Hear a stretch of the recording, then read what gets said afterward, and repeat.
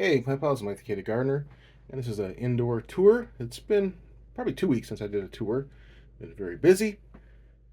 This celosia here in my wife's office has been really kind of a fun experiment because it's showing me that I can cut this thing way down. I'll cut it, I'll cut it about 4 inches from the top down here, and then within like 2 days, I cut this like 2 days ago. It's already back up into the light. And so all I'm doing is just, of course, it's not going to flower if I keep doing that until I let it just go. And what I'm going to do is I'm going to keep cutting it back and then, enjoying the pretty. I mean, look how pretty that is. And I'll put it outside once the weather gets warm enough.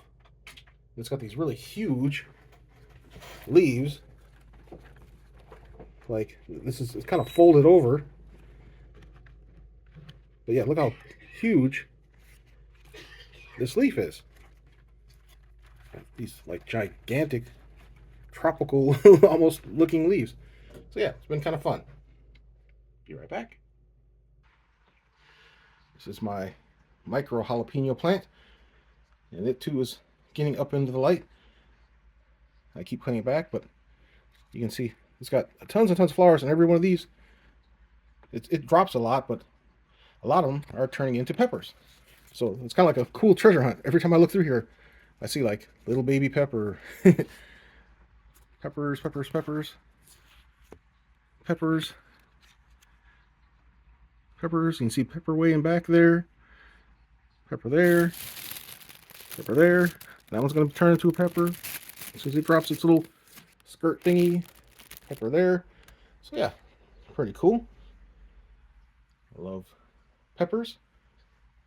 And so it's really nice to be able to grow them inside.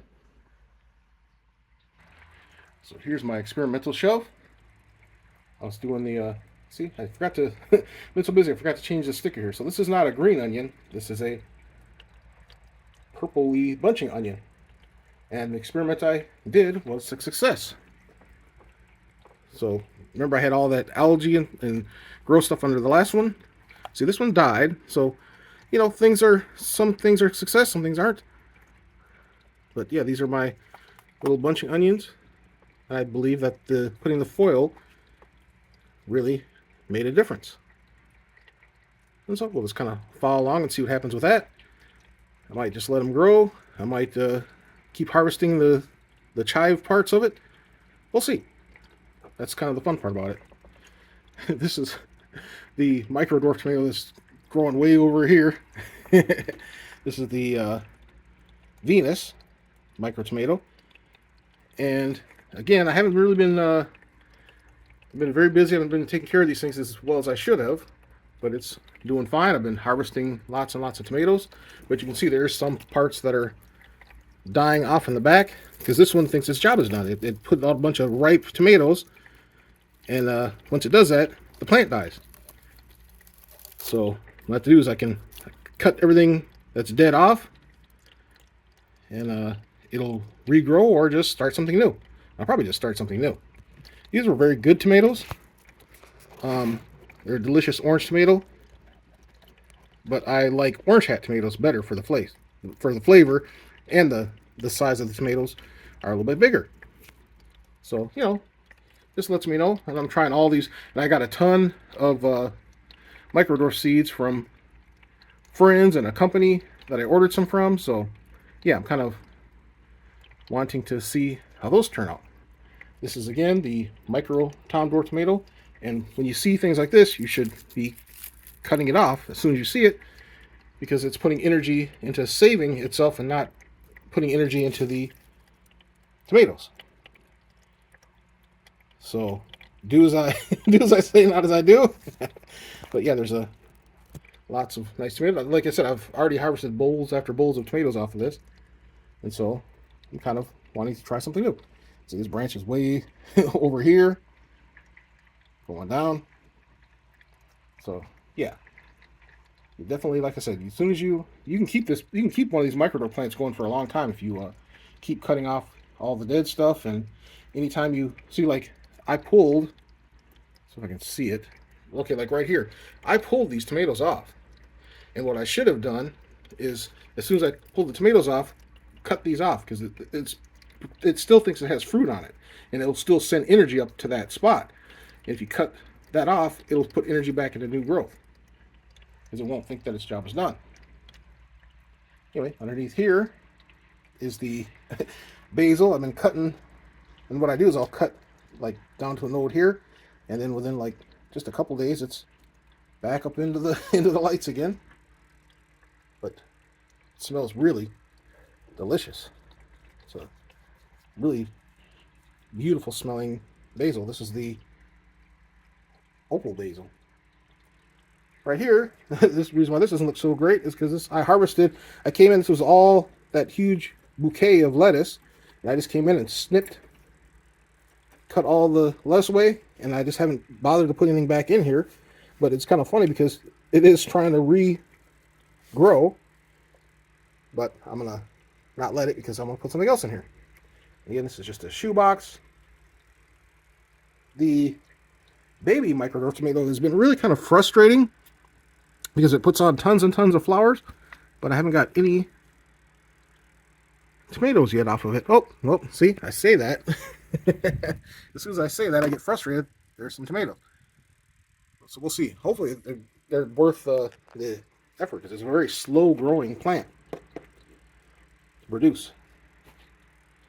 It's got, it's pretty, but I kind of want food and, production of more than just something to look at least with this.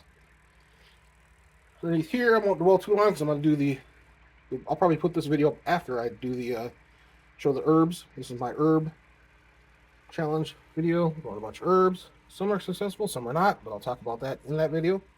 Here's a moringa. And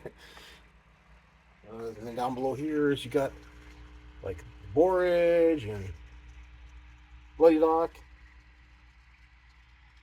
mint tea, and mullein. So I'm very excited, happy about those. Here's the back of my AeroGuard harvest where I'm growing the violet sparkle pepper.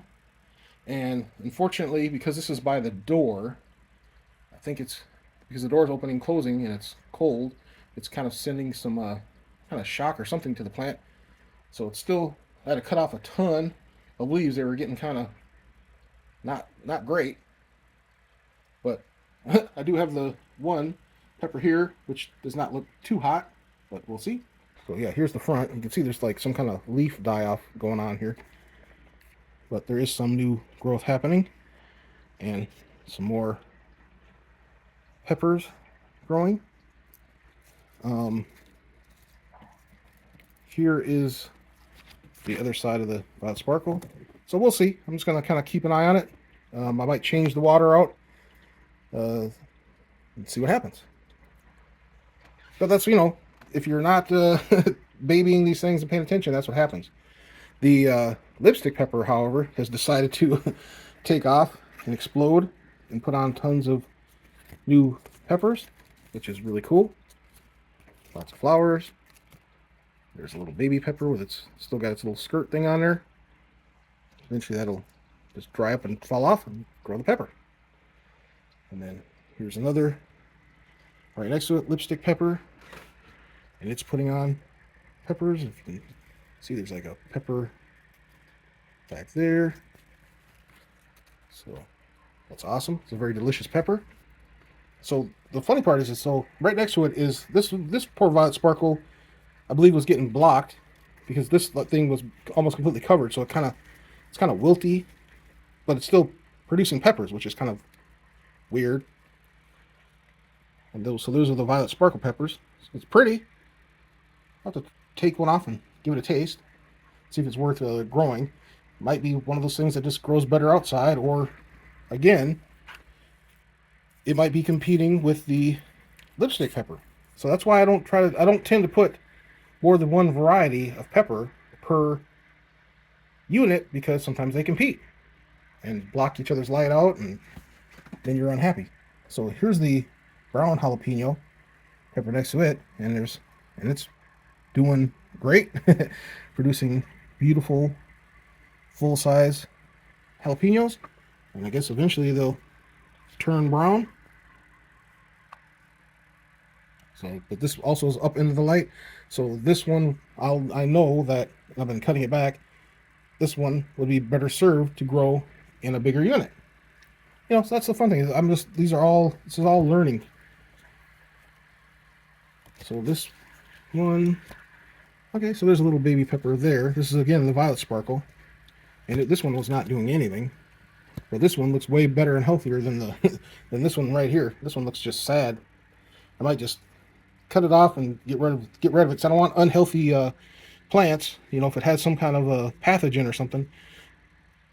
And like, again, I believe it was just because this one here was completely blocking it, and then this one here was completely the two units, the two peppers, the brown jalapeno and the lipstick pepper were completely covering this poor thing, keeping light off. So we'll see. I gave it enough light now where it should be okay. So still probably need to cut some of these leaves off to let the light through. But we'll see. And the nice thing is it's getting towards getting closer and closer to spring now, so I can and I started these way late. Yeah, there's a new baby pepper back there. That's always love to see that when they start peeking out of their little flower there. That's how they do. They grow from the center. See, they look like this, and then this part right here is where the pepper starts to grow out of, and it looks like that. And then eventually, it looks like that. Cool. But anyway, as I was saying, I can put these outside, and I can start new ones inside to also put outside. And so then I'll just be ramping up my outside summer grow.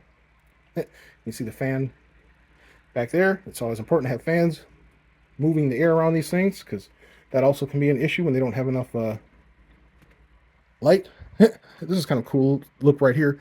This right here is pollen that came from there. So like if you jiggle the plant, sometimes the pollen will fall out of it. Kind of fun. Here's again, it's the same kind of a situation where I completely harvested. I cut all this lettuce down, and you can see how fast the lettuce is. This was like a couple days ago. It's already back up. But again, I'm not going to save the. I'll cut it. You know, save the slightly bigger leaves and make a small little salad. But I'm going to start something else in here. I might put because it was so successful and delicious. I might put some more little Jim lettuce back in here because it was like 3 weeks and I had 3-gallon Ziploc bags full of lettuce. And I could have did the cut and come again method where you take just the outer leaves and you let the inner ones grow. But it was so fast, and I have so much lettuce in my fridge right now that I could probably just wait a couple weeks and start harvesting. This is that Vilma micro tomato, and this silly thing, it went up to the ceiling. It got too heavy. It kind of fell over. It went. And I haven't got a single tomato off of it. So I'm probably just going to get rid of this thing. It's not worth the energy. And it takes about a gallon of water a day. It just drinks it right up. In fact, it drinks the water so fast that this looks like it's to the top. But what happened is the roots are blocking the thing from going down. That thing's empty. And I just filled it like last night. That's how fast it's drinking because the plant is growing so fast. Yeah, I mean, I would rather try to grow a Paul Robeson or a Roma or something inside than this thing. This is definitely not a dwarf or a microdwarf tomato. Here again, some more herbs from the herb challenge.